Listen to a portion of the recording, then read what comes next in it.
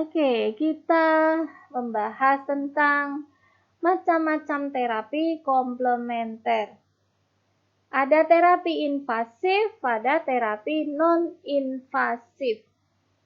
Terapi invasif karena ada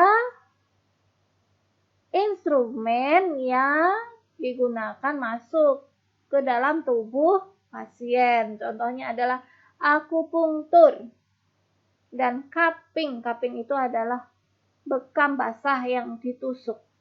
Ini akan menggunakan needle, jarum steril ya, dalam pengobatannya dan beberapa terapi lainnya. Ada terapi non-invasif karena tidak ada menggunakan alat yang dimasukkan ke tubuh. Ada terapi energi, terapi biologis, dan terapi message atau sentuhan modalitas. Contoh terapi energi apa? Reiki, Qigong, Tai Chi, prana, terapi suara. Dicari ya. Terapi biologis ada herbal, ada terapi nutrisi yang sekarang sedang ngetren, food combining, terapi urin dan hidroterapi. Ada terapi sentuhan modalitas seperti akupresur, pijat bayi, refleksi, reiki juga, rolfing, dan terapi-terapi lainnya. Menurut National Center for Complementary or Alternative Medicine, asosiasi ini membuat klasifikasi berbagai terapi dan sistem pelayanan dalam 5 kategori. Jadi terapi komplementer dibagi dalam 5 kategori. 1. Terapi mind and body therapy, kemudian alternatif sistem pelayanan, terapi biologis, terapi manipulatif dan sistem tubuh, serta terakhir adalah terapi energi.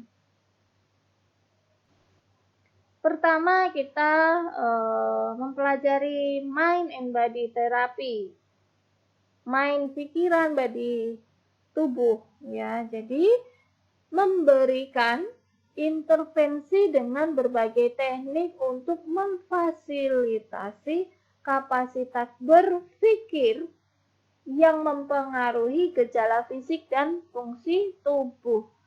Contohnya imagery.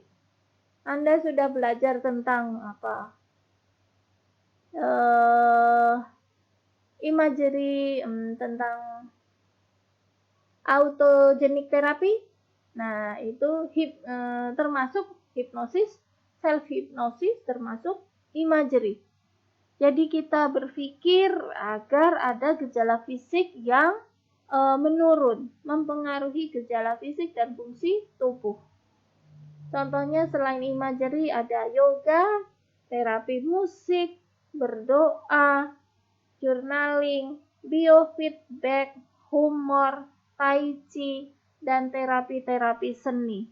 Ini kita mengolah pikiran untuk menurunkan gejala fisik. Paling sering nyeri, kecemasan, inflamasi, luka, ya. Yang berikutnya, yang kedua ada alternatif sistem pelayanan, yaitu sistem pelayanan kesehatan yang mengembangkan pendekatan pelayanan biomedis berbeda dari gaya barat. Gaya barat itu yang pakai obat-obatan ya. Misalnya pengobatan tradisional Cina, Ayurveda dari India, pengobatan asli Amerika, kundarismo, homeopati, naturopati. Yang berikutnya ada terapi biologis.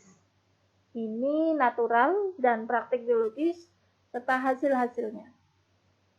Contohnya, terapi biologis itu mudah, herbal dan makanan. Di Indonesia kaya akan jenis-jenis terapi biologis. Sekarang sedang happening penggunaan rempah-rempah pon-pon untuk mengurangi terpaparnya infeksi. Bahkan di kantor pun yang biasanya morning cafe itu jadi jamu cafe, jadi morning jamu karena minumannya berubah. Ada yang keempat, terapi manipulatif dan sistem tubuh. Ini didasari oleh manipulasi dan pergerakan tubuh.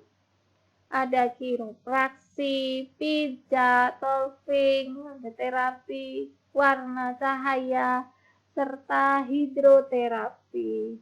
Bahkan hidroterapi bisa digunakan untuk persalinan, luar biasa ya.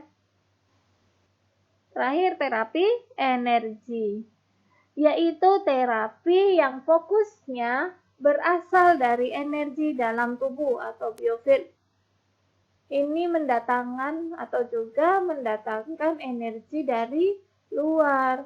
Bisa kita meningkatkan potensi energi dari dalam tubuh sendiri atau dari terapisnya dari luar. Contohnya terapeutik sentuhan terapeutik. Kemudian sentuhan pengobatan. Reiki, kalau secara eksternal dengan Qigong, magnet, apalagi cergam.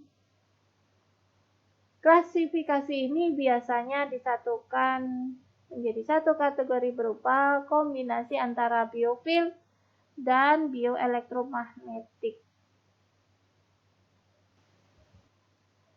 Yang tidak termasuk dari 5 kategori tersebut, menurut pakar yang lain, ada klasifikasi lain ya. Gaya hidup, ini pengobatan holistik, paling sering sih tentang nutrisi. Botanikal, homeopati, herbal, aromaterapi ya. Manipulatif, contohnya kiropraktik, akupressure, akupunktur, relaksasi, dan massage. Mind and body, ada meditasi, guide imagery, biofeedback, color healing. Ya, ketika pasiennya merasa cemas, banyak hadirkan warna biru. Karena warna biru memberikan ketenangan kepada pemakainya dan kepada yang melihat. Baru tahu kan? Serta hipnoterapi. Pasien dengan kesedihan berikan warna yang cerah. Warna kuning, warna pink itu akan memberikan hati yang hangat, pikiran yang tenang, kesedihannya hilang. Jenis terapi komplementer ini diberikan sesuai dengan indikasi. Contohnya, pada terapi sentuhan memiliki beberapa indikasi, yaitu meningkatkan relaksasi, mengubah persepsi nyeri, menurunkan kecemasan, mempercepat penyembuhan kembali, dan meningkatkan kenyamanan dalam proses kematian. Ya. Apa peran perawat dalam terapi komplementer? Banyak. Bisa konselor tadi, karena kita yang ditanya oleh pasien. Bisa pendidik kesehatan. Sekarang saya berperan sebagai pendidik kesehatan pada Anda. Ketiga, peneliti.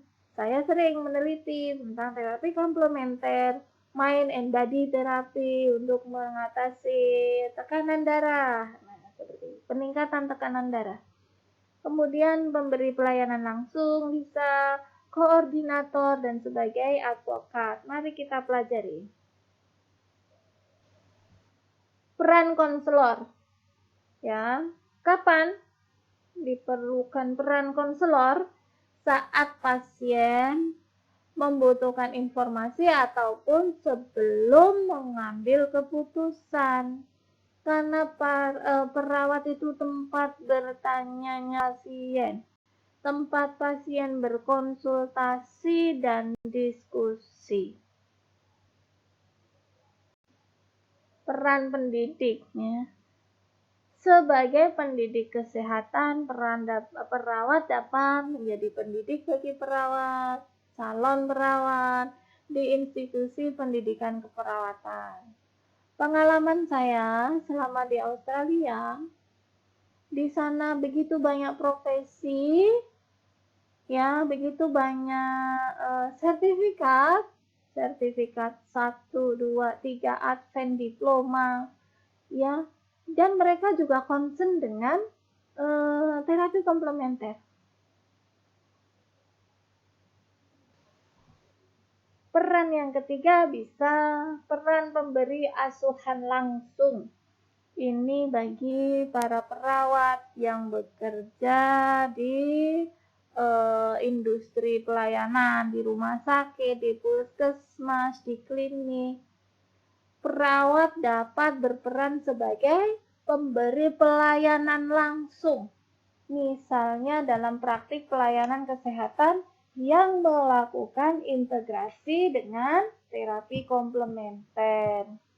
Pasiennya nyeri, selain diberikan analgesik, diberikan sentuhan terapeutik, ya, diberikan kompres.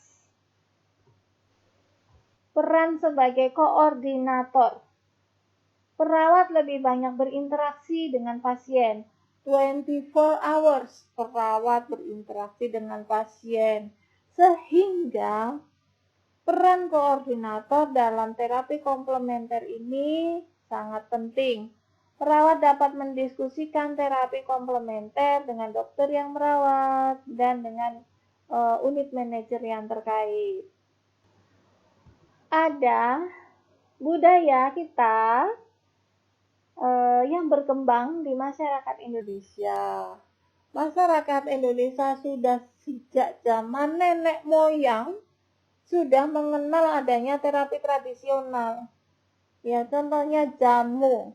Pabrik jamu di Semarang itu besar-besar. Ya.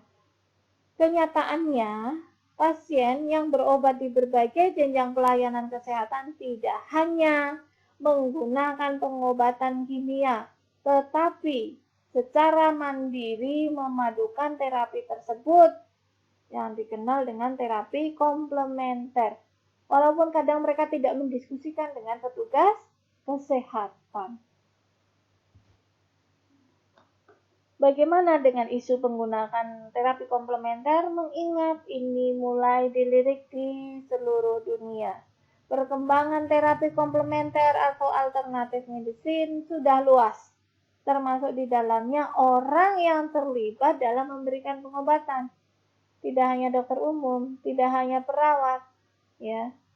Hal ini juga dapat meningkatkan perkembangan ilmu pengetahuan melalui penelitian-penelitian yang dapat memfasilitasi terapi komplementer agar lebih dapat dipertanggungjawabkan karena sudah berdasar evidence-based practice. Pasien demam diberikan ini akan turun selain dengan antipiretik. Seperti itu. Ada pelaporan ilmiah, ada publikasi, ya. Perawat sebagai salah satu dari profesi kesehatan, profesional kesehatan dapat ikut berpartisipasi dalam terapi komplementer. Perawat dapat menjalankan peran sesuai dengan peran yang ada, sesuai dengan posisinya. Arah perkembangan kebutuhan masyarakat dan keilmuan mendukung untuk meningkatkan peran perawat dalam terapi komplementer karena pada kenyataannya beberapa terapi keperawatan yang berkembang diawali dari alternatif atau tradisional terapi sebelum menjadi terapi yang berbasis ilmiah, terapi komplementer. Begitu saja yang dapat saya sampaikan dalam pertemuan kali ini. Kalau ada ilmu yang salah, saya mohon maaf. Itu semata-mata dari saya pribadi. Semoga ada ilmu yang bisa dimanfaatkan oleh mahasiswa yang menjadi berkah bagi saya. Kita akhiri pertemuannya. Wassalamualaikum warahmatullahi wabarakatuh.